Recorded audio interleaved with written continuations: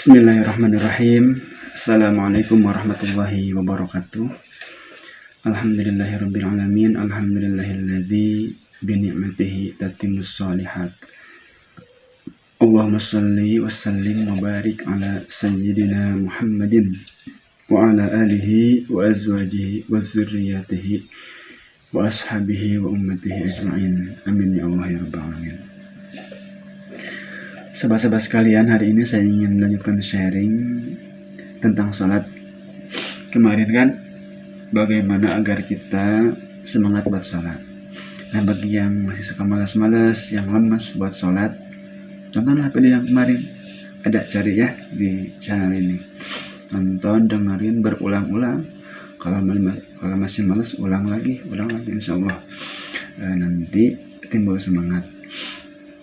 Nah, selanjutnya kita akan membahas bagaimana agar sholat kita semakin baik.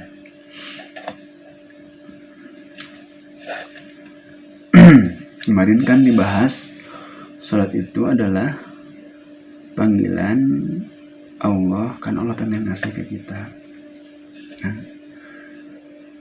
sebenarnya yang harus kita pahami betul, Allah itu sudah ngasih banyak sebenarnya. Dari mulai kita lahir, bahkan dari mulai kita ditakdirkan mau ada di dunia sudah mulai itu karunia. Lahir sampai segede sekarang ya, udah banyak tuh kalau dari Allah. Pendengaran, penglihatan, hati, pikiran, tangan, kaki, banyak udah. Udara, banyak lah, gak akan terhitung karena dari Allah. Jadi sholat juga adalah momentum buat kita bersyukur kepada Allah atas semua karunia yang Allah kasih. Satu, selain panggilan buat kasih juga, ya di sisi lain kita itu momentum bersyukur. Sholat sebagai bentuk syukur atas karunia Allah yang sudah dikasih ke kita. Yang kedua, selain momentum syukur, sholat juga adalah momentum mohon ampun, momentum meminta maaf atas semua dosa yang kita lakukan di atas semua karunia Allah kasih. Astagfirullahaladzim.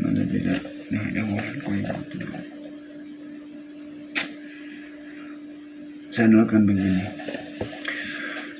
kalau ada seseorang yang baik banget sama kita, yang masih banyak kita masih fasilitas ini itu, pokoknya dikasih lah sama seseorang. Jadi kasih ilmu, kasih pengalaman, kasih uang, kasih harta, banyak kasih lah karena sayang sama kita. Terus di atas semua itu, di atas semua pemberiannya, kita malah menyakiti dengan berkhianat, dengan apalah yang membuat orang ini sakit hati. Tapi orang ini tetap manggil gitu, tetap manggil karena saking sayangnya, masih tetap mau ngasih, masih tetap mau mensupport ke kita. Nah, kira-kira bagaimana sebaiknya sikap kita ketika menghadap seseorang seperti ini? Bagaimana pakaian kita, bagaimana tutur kata kita, terus bagaimana hati kita tuh. Itu kan jelas perasaan kita pasti campur aduk, ada malu ya kan, ada senang juga masih dipanggil, ada yang merasa bersalah, ya campur aduk lah pokoknya. Bahagia juga karena masih dipanggil, masih diberi kesempatan gitu, buat kita mungkin berubah sama orang itu. Nah, harusnya sikap seperti juga yang kita bawa ketika sholat gitu. Harusnya pas sholat itu kita datang dengan sikap terbaik, dengan pakaian terbaik. Karena apa? Karena Allah udah ngasih banyak. Terus kita malah durhaka dengan karunia Allah itu. terus masih dipanggil gitu buat dikasih. Aduh, harusnya kebayang memang Allah ini, Allah memang benar-benar maha sih, maha pengasih, maha penyayang kepada hamba-hambanya. Jadi ya harusnya ketika datang tuh benar-benar campur aduk ya perasaan tuh, malu, sedih, senang, rasa bersalah. Dan harusnya setiap meminum sholat itu kita berjanji gitu, berikrar, bertekad untuk menjadi hamba yang lebih baik lagi. Karena ya tadi Allah masih manggil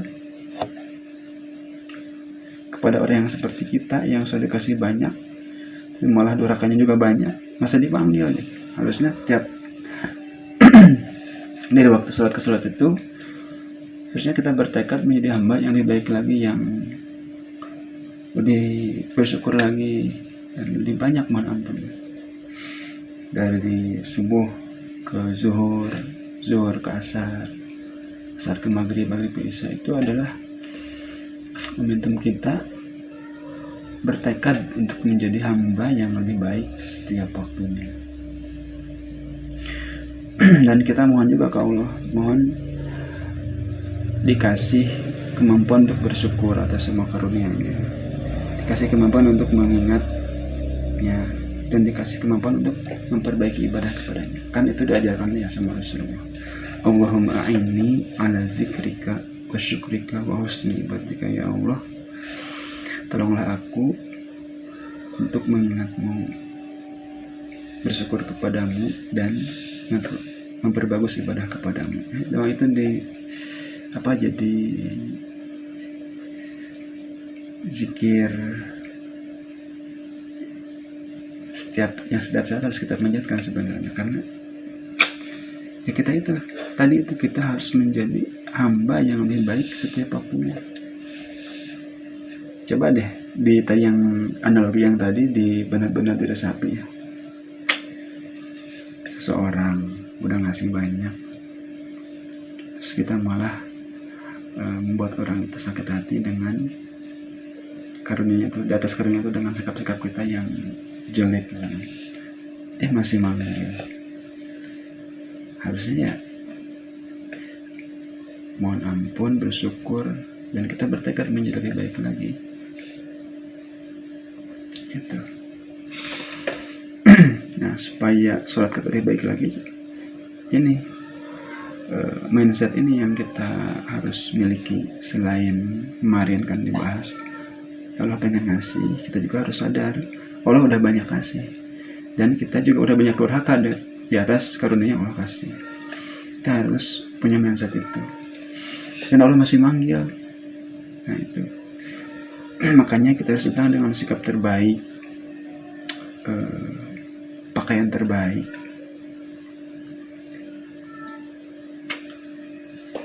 kayak gitu. Nah yang kedua, supaya sholat kita menjadi lebih baik lagi, kita harus nambah ilmu tentang sholat. Tambahlah, minimal kita paham bacaan sholat. Minimal kita paham bacaan sholat. Dari mulai takbiratul ihram sampai salam, kita coba deh pelajari itu apa sih artinya. Dan kalau bisa ditambah dengan kita perlu belajar sejarahnya. Kayak dulu ketika di Bandung, saya ada seniornya di masjid, udah berkiprah di SQ. Kalau sholat itu, kalau duduk antara dua sujudnya lama banget, lama kalau bermakmum semuanya, benar-benar itu lama. Ya mungkin itu tadi beliau hafal, terus benar-benar menghayati Rabbighfirli warhamni wajburni warfa'ni warzuqni wahdini wa'afini wa'afani. Itu memang apa ya, kalau dipahami itu benar-benar itu. Makanya teman-teman terus belajar tentang sholat ya, tentang artinya, tentang sejarah, kayak sejarah at-tahiyat kan, sejarah tahiyat itu kan sejarahnya Rasulullah yang dimi'rajkan terus sampai ke Sidratul Muntaha. Itu kan kalimat Rasulullah, at-tahiyatul mubarakatus shalawatut thayyibatul, pujian Rasulullah untuk Allah Subhanahu wa taala. Dan Allah ngejawab, "Assalamualaikum ayuhan nabi warahmatullahi wabarakatuh." Terus Rasulullah menjawab lagi, "Assalamualaikum warahmatullahi wabarakatuh." Terus malaikat yang ada di sana bersaksi kan. Terus bersalawat, "Asyhadu an la ilaha illallah wa asyhadu anna Muhammadar Rasulullah. Allahumma shalli ala Muhammad wa ala ali Muhammad kama shallaita ala Ibrahim wa ala ali Ibrahim." Sampai selesai. Nah, dengan kita terus mengilmui tentang sholat, insya Allah sholat kita akan menjadi lebih baik setiap harinya. YouTube jangan cuma komedi hahi doang ya. Coba pakai sarana internet ini buat belajar. Banyak di YouTube ustadz-ustadz yang kualitas keilmuannya nggak perlu dipertanyakan lagi, banyak ya, cari lah yang ngebahas tentang sholat. Terus beli buku-buku tentang sholat. Kayak ada buku bagus banget buat memperbaiki sholat kita, itu karya Ustadz Abu Sangkan, sholat khusyuk. Itu coba dibeli, bacaan bagus itu. Pasti nambah baik sholat kita setelah mempelajari ilmu-ilmu tentang sholat. Ya teman-teman, begitu ya, supaya sholat kita jadi lebih baik. Tadi mindsetnya juga dirubah. Satu, Allah pengen ngasih seperti yang kemarin. Di atas Allah yang ngasih itu juga harus kita bersyukur di atas, karena Allah udah ngasih banyak. Dan momentum kita mohon ampun, karena di atas yang sudah dikasih banyak itu kita bermaksiat, kita durhaka. Tuh, harus dibawa tuh mindset itu benar-benar. Dua, tambah ilmu sholat kita. Mudah-mudahan dengan dua ini sholat kita menjadi lebih baik lagi. Oke, udah dulu. Semoga kita bisa mengamalkan nasihat ini, termasuk saya juga. Dan terima kasih sudah menonton. Saya doakan yang subscribe, yang like, yang komen, semoga Allah membimbing terus hidupnya, dikasih banyak rezeki, dan hidupnya berkah selalu. Amin ya Allah ya Rabbal alamin. Terima kasih. Assalamualaikum warahmatullahi wabarakatuh.